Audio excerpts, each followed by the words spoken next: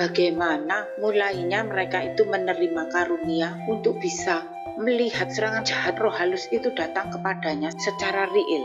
Karena hanya orang-orang yang sudah mempunyai karunia spirit untuk bisa melihat bentuknya, bahkan serangan macam apa. Kalau sampai bisa melihat serangan yang di alam roh, ini berbeda dengan orang-orang yang mengatakan dirinya spiritual, sengaja datang ke tempat-tempat itu dan menantang roh-roh halus itu. Berarti itu sudah mempunyai persiapan dan sudah diniati. Tapi kalau tiba-tiba roh jahat tidak kasat mata itu datang dan menyerang, lah ini bedanya. Roh halus itu yang mendatangi untuk menyerang, dan hal ini kalau bisa tertangkap. Nah, melalui pengalaman beberapa saudara kami ini menjelang hari Natal tahun 2020, melalui kejadian yang real, secara gaib serangan roh halus yang jahat itu datang. Hal spirit gaib itu dialami pula bersamaan waktunya oleh saudara kami yang lainnya, dan tidak begitu jauh tinggalnya dari satu dengan yang lain. Tapi pengalaman yang lebih gaib lagi terjadi dengan saudara-saudara kami yang di luar negeri.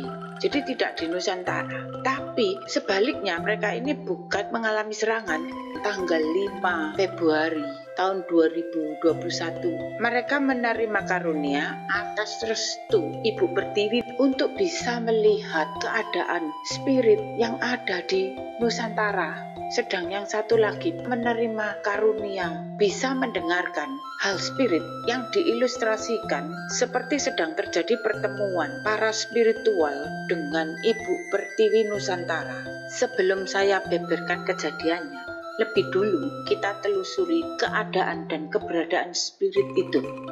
Waktu seseorang masuk proses manunggaling di dalam roh suci, yaitu roh kudus, otomatis mempunyai sinyal, bisa menangkap apa yang sedang terjadi, segala gerakan roh di dunia maupun gerakan roh suci, roh kudus, seperti bisa melihat, sehingga itulah yang namanya kebatinan sudah terbuka, bisa menembus.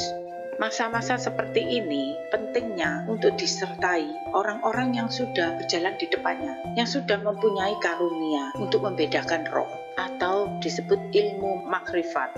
Jadi itu seperti dimuridkan, yang diartikan sebagai anugerah dan sebagai karunia itu jikalau mempunyai leader yang sudah menapak tilas, yang sudah jadi dan terus mau mendampingi, mau memuridkan. Nah, pertemuan itu adalah suatu anugerah bagi yang tidak menyia-nyiakan untuk bertambahnya karunia, sehingga tepat dan sesuai dengan timing yang dikehendaki oleh Roh Kudus.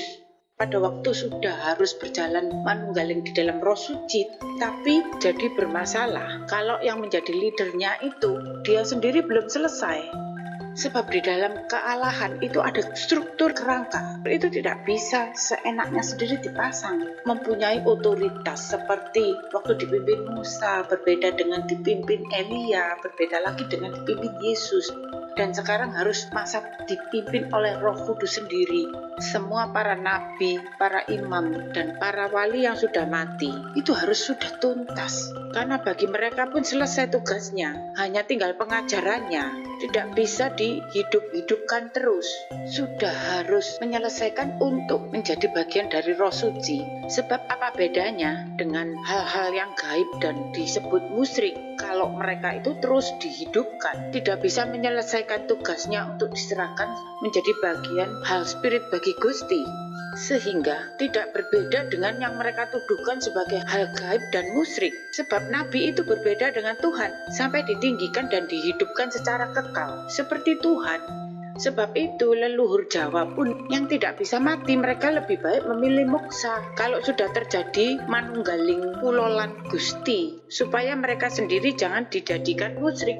Nah, seperti bagi orang Kristen pun, kalau sudah terjadi persatuan hidup oleh roh, mereka itu masuk hari perhentian hanya yang menjadi baik bagi Roh Kudus. Sepertinya kalau orang Jawa bilang itu moksa, untuk bisa diperkenan hidup menjadi bagian roh, sehingga pada waktu diutus oleh Roh Kudus hanya suaranya saja. Sehingga selalu standby kalau ada wangsit, ada pesan dari Roh Kudus, ada penglihatan, ada pewahyuan untuk mengingatkan, untuk menegur dan sebagainya. menjadi bagian roh, suaranya sudah harus tepat dan menjadi kebenaran. Pengalamannya itu untuk bisa menjadi petunjuk, mengiringi yang barisan belakang, agar mereka itu tidak tersesatkan. Sebelum mereka sendiri juga sudah bisa membedakan roh, mempunyai karunia tersebut. Waktu seharusnya dipersiapkan untuk manunggaling masuk ke dalam spirit, mengenali tentang membedakan roh halus dan roh kudus. Tapi justru diarahkan menyertai untuk pemulihan hidupnya, diberkati. Lah, ini adalah fatal. Jadi seperti teori gaduk, teori Darwin. Kalau di Nusantara, jadi seperti jenglot, nyi blorong, kepalanya manusia, badannya ular, dan sebagainya. Orang berilmu tapi tidak tuntas. Nah, tapi kalau di pembentukan para dewata Yunani, kepalanya manusia, badannya itu kuda, ada pula si rambut ular, Medusa, dan sebagainya. Nah, ini yang diartikan proses di alam rohnya itu tersesat, tapi tidak kelihatan ini. Hanya orang-orang yang mempunyai mata roh, bukan hanya bisa melihat, tapi harus bisa memahami. Dipertanyakan mengapa dan kenapa. Bedakan itu kitab Wahyu, penglihatan Rasul Yohanes. Tidak menjadi musyrik, tidak menjadi sesat, karena tidak direalitakan. Itu menjadi ilustrasi semua yang dilihat Rasul Yohanes. Ketika mata batin itu sudah terbuka dan bisa melihat, maka harus disertai karunia untuk membedakan roh dengan cara memahami sesuai standar Allah. Jadi jangan hanya terpengaruh oleh yang sudah disugestikan, sebab yang diilustrasikan pun kadang itu disalahpahami, dijadikan real. Sebaliknya tidak percaya kalau Tuhan itu bisa menjadi real. Lebih dulu tidak direnungkan, menanti akal budinya itu diperbarui, maka jadilah hal spirit, kebatinan, tidak pernah mempunyai karunia untuk membedakan. Yang disebut ilmu makrifat pun tidak sempurna. Seperti kejadian yang dialami oleh saudara-saudara kami ini, hampir semuanya dalam waktu bersamaan, pada waktu sudah timingnya, mengalami keadaan yang mau tidak mau masuk ke hadirat alam roh. Ada yang secara realita dan ada yang diberi penglihatan keadaan rohnya itu. Dan disinilah mereka diajarkan oleh Roh Kudus. Tentu saja dengan terus saya mendampingi mereka untuk membedakan roh itu datang sebagai serangan atau dapat penglihatan itu sebagai ilustrasi untuk bisa kita tangkap, kita pahami. Saudara-saudara kami ini sejatinya sedang dipersiapkan untuk proses masuk manunggaling di dalam Roh Kudus, Roh Suci. Lebih dulu harus mempunyai karunia untuk membedakan rohnya. Sebab untuk bermesbah dan bersaat teduh di hadapan Roh Kudus itu yang paling penting sebagai kekuatan bagi mereka. Waktu-waktu proses ini, iblis, roh jahat itu pun juga bisa mengetahui, sehingga mereka pun ikut datang untuk mencobai. Jadi perlunya bermesbah dan bersaat teduh untuk waspada. Nah, pada waktu Desember menjelang Natal, salah satu saudara kami itu sibuk karena menerima pesanan. Mereka itu jadi sampai kelelahan. Sebelum dia bermesbah sambil tiduran, antara ada dan tidak ada, dia merasakan keberadaan 3 orang, 2 laki dan 1 wanita di kamarnya itu. Masalahnya dia membiarkan berbantah sendiri. Itu halusinasi, ini itu. Sementara suami dan anaknya yang besar sedang ada di ruang tamu. Nah, dia dengan anaknya yang kecil, sehingga tidak diseriusi. Terus dia memanggil suami dan anaknya diminta masuk kamar. Tapi mereka menolaknya. Saudara kami ini beranjak ke toilet, bukan tidak terlalu malam. Terus hampir mau tidur, kembali merasakan interaksi roh jahat itu. Lalu dipegangi kaki tangannya itu, dan wajahnya itu seperti dibekap. Jadi dibuat untuk supaya tidak bisa bernafas. Baru dia dengan menghardik oleh kuasa nama Gusti Yesus dan oleh kuasa darahnya. Tapi diejek oleh 3 roh itu. Nah, roh pun bisa melihat. Bukannya nama Yesus tidak ada kuasa. Tapi kalau di dalam perkara roh, saudara kami ini ibaratnya perang, jadi sudah tertangkap lebih dulu. Di dalam kuasa nama Yesus adalah kuasa firman. Tapi roh jahat itu pun mengetahui saudara kami ini di dalam kuasa rohnya tidak strong saat itu. Kemudian dia berserah, Tuhan Yesus, tubuh dan jiwa dan rohku ini kuserahkan di dalam tanganmu. Akhirnya baru menghilang. Lalu saya ajari bagaimana caranya untuk menghandlenya. Setelah selesai mereka pun langsung bermesbah, menghadirkan hadirat Roh Suci, Roh Kudus. Setelah saya tegur, saya beri nasihat.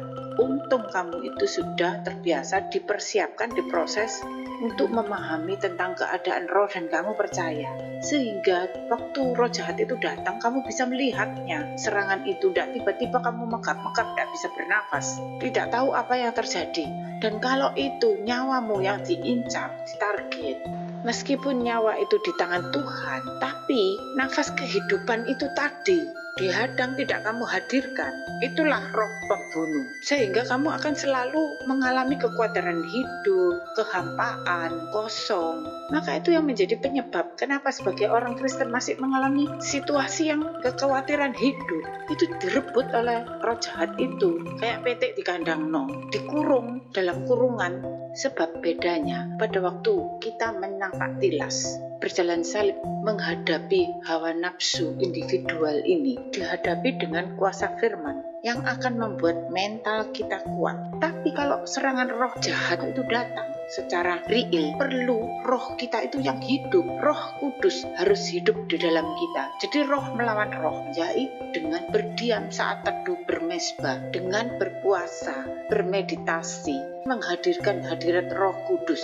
Itulah kekuatan. Sebab roh jahat pembunuh itu pasti datang pada waktu dipersiapkan manunggaling di dalam Gusti, persatuan hidup oleh roh. Bukan kita strong pada waktu pelayanan. Itulah cara untuk membedakan kejahatan itu dari diri kita sendiri atau serangan roh dari luar. Itu roh pencuri, pembunuh damai sejahtera. Sebab itu harus mempunyai hati yang percaya. Seperti tadi endingnya lolos karena diserahkan tubuh, jiwa, dan roh di tanganmu ya Yesus.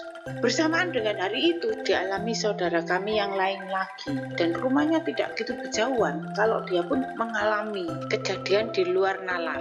Pintu rumah utamanya itu masih ada pelataran dan yang berpintu besi yang tertutup sampai atas, jadi tidak ada orang bisa melompat masuk ke dalam pintu utama.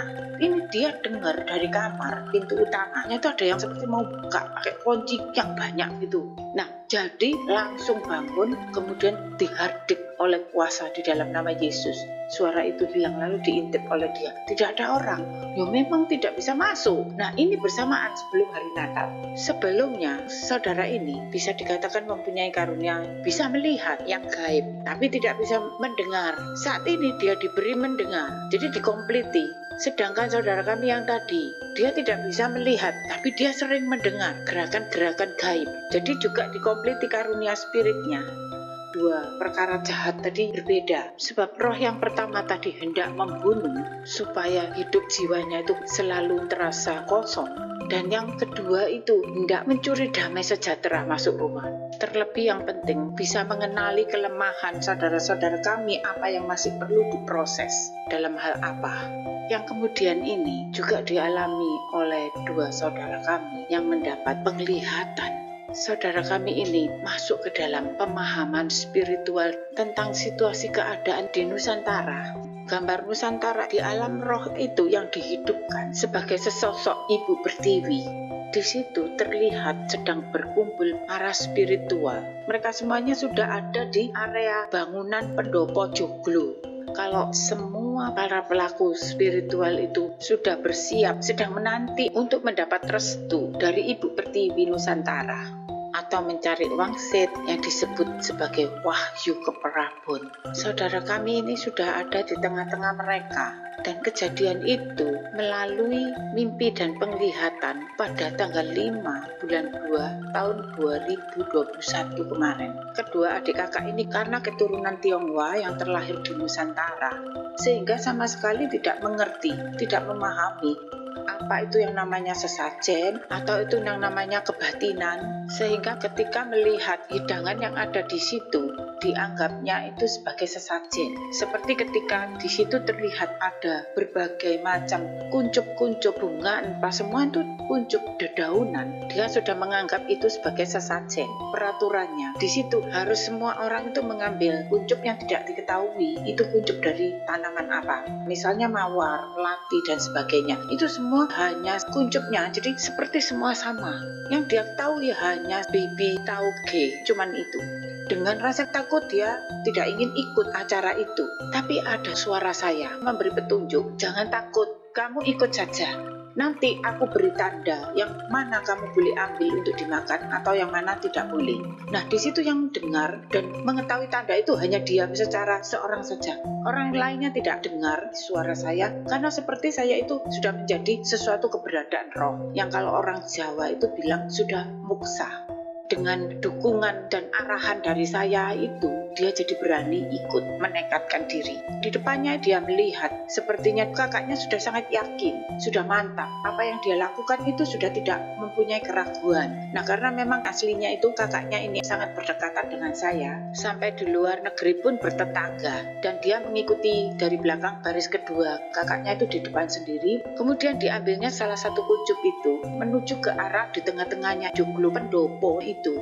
Nah, disitulah keberadaan Ibu Pertiwi Nusantara itu. Di tengah-tengah pendopo joglo, berkebaya dilihatnya anggun dengan duduk bersimpu dan ditaburi sekelilingnya itu dengan berbagai bunga-bunga. Bagi saudara kami itu penampakan yang sangat sakral. Bukan karena dia tidak memahami budaya kebatinan Nusantara, bahkan dia sangat tidak memahami segala kebatinan. Dia melihat kakaknya itu tanpa keraguan maju ke arah Ibu Pertiwi yang di tengah-tengah pendopo itu, dan dia mengikuti di belakang kakaknya, jadi di barisan nomor 2. Setelah kakaknya itu seperti diberi restu oleh Ibu Pertiwi Nusantara itu, kemudian boleh bebas mengambil apa saja, pucuk bunga-bunga, boleh dimakan di tempat itu, tapi tidak boleh dibawa pulang. Dan kakaknya itu makan seperti lahap sekali. Nah, giliran kedua itu adalah dia dengan was-was dan canggung. Tapi Ibu Pertiwi itu dengan spontanitas menyuapi ke mulutnya dia. Sampai seperti agak dijejalkan gitu. Karena dia kan ragu. Setelah tertelan di mulutnya, terasa itu adalah bunga. Lalu ada suara yang memberitahu kepada dia bahwa tadi kakaknya itu menerima karunia akan bisa melihat yang terjadi di Nusantara sejak dari hal rohnya. Jadi maksudnya belum terjadi tapi dia sudah bisa melihatnya. Sebab kalau sudah terjadi ya semua bisa melihat dan itu sudah kaset. Tapi dia adiknya ini menerima karunia bisa mendengarkan suara roh. Dan orang-orang di urutan belakangnya dia tadi semuanya itu tidak mendapat karunia ini, tapi mendapat anugerah keselamatan dari segala musibah yang ada di Nusantara. Setelah dia terbangun, masih merasakan ada yang mengganjal di dalam tenggorokannya itu. Masih takut dia terus berdoa. Dan dia memperhadapkan kepada Tuhan. Di situ diingatkan bahwa saya mengizinkan dan mendampinginya. Jadi dia merasa damai dan lega. Setelah berdoa dan bersyafaat kepada Tuhan, dia kembali tidur. Mimpinya itu bersambung, berjumpa dengan figur ibu-ibu lagi. Tapi kali ini bukan ibu Nusantara. Kali ini bertemunya ibu mertua.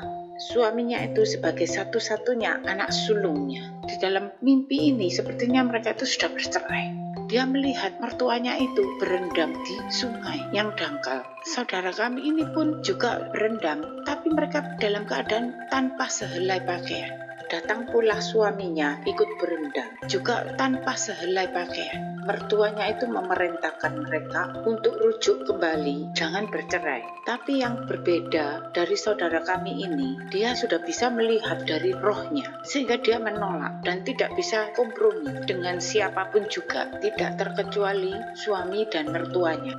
Nah, karena suaminya ini mempunyai tabiat didikan dari orang tuanya, bagi semua setiap wanita yang berendam di tempat itu digagahi diperistrinya, sebab seperti Esau kelakuannya dibenci oleh Tuhan dan dikatakan sebagai cabul. Setelah itu dia bangun. Tentu saja ini sebagai ilustrasi bagaimana menilai sesuatu hal keadaan dari pandangan roh suci. Gambaran seorang ibu untuk mengilustrasikan sebagai karunia nabi, sedang suaminya itu sudah seharusnya dipersiapkan untuk masuk menjadi kurban supaya berkenan bagi sulung roh, tapi masih bertabiat hamba. Maka jadi kayak cuyu kangkang di dalam kisah Jawa tentang andi-andi lumut dan mbok rondo dadapan. Kalau itu dilihat dari standar roh suci, roh kudus, penilaian rohnya, untuk supaya bisa memahami, langsung teringat dengan karakter Imam Eli. Seperti Abraham sebagai gambaran iman yang benar.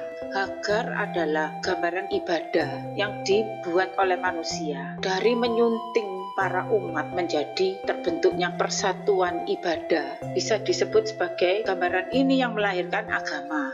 Seperti mimpi saudara kami yang ilustrasi ibu mertua. Mengapa melalui agama umat tidak bisa diperkenan manunggaling di dalam roh suci? Dari penilaian roh, jadi seperti Esau, ambisi dan nafsunya itu, pengikut agama yang terpenting adalah menjara jiwa sebanyak-banyaknya. Dan juga seperti Imam Eli yang dipikir untuk kepentingan dan kepuasan melalui agamanya. Sedangkan sebagai umat yang dipikir semakin berimannya melakukan perintah agama, dinilai dan dianggap yang terbaik itu pasti dari keturunan nabi, keturunan imam, keturunan wali, keturunan hamba Tuhan, keturunan begawan, resi, dan sebagainya, dan merasa kualitas unggul yang berhak dianggap sulung. Maka itulah pengajaran agama, diilustrasikan sebagai gambaran ibu mertua. Nah, dalam Alkitab diilustrasikan sebagai ibadah ibu Hagar, dipersunting karena perjuangan untuk keturunan. Dan bagi orang-orang yang menerima keselamatan, percaya keselamatannya bukan karena ibadah dan bukan karena agama, itu sebagai karunia, bukan karena usaha manusia, tapi karena iman percaya. Di alam rohnya itu ada kehidupan, dan karena mengakui serta merespon tadi yang diilustrasikan orang-orang yang menerima restu anugerah keselamatan saat menghadap ilustrasi ibu pertiwi di belakang kedua saudara kami itu.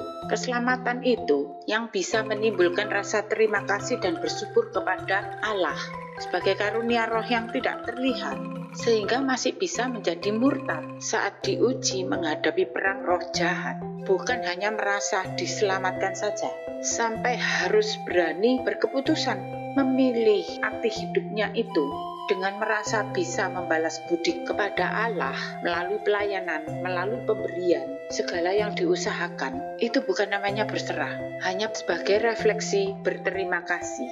Atau yang percaya hidup sampai pada arti hidup kekal, maka yang sekarang ini tidak lagi ada tuntutan janji dan segala fasilitas hidup yang sekarang. Hidupnya dipimpin oleh Roh Kudus sesuai dengan firman, seperti yang ada di dalam isi doa Bapa kami, itu namanya berserah.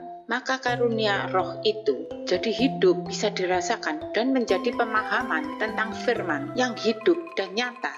Kalau di Alkitab adalah sebagai ibadah, Ibu Sarah adalah gambaran gereja tubuh berpribadi dengan Tuhan karena kerelaan tanpa motivasi untuk membentuk berbagai macam sarana ibadah sebagai orang yang mengalami bahwa hidupnya telah diselamatkan, sehingga mereka ini bisa memberikan kesaksian atas keselamatan yang sudah terjadi di dalam hidupnya, seperti pengalaman kedua saudara kami yang secara realita diperlihatkan roh jahat, roh pembinasa, dan roh pencuri.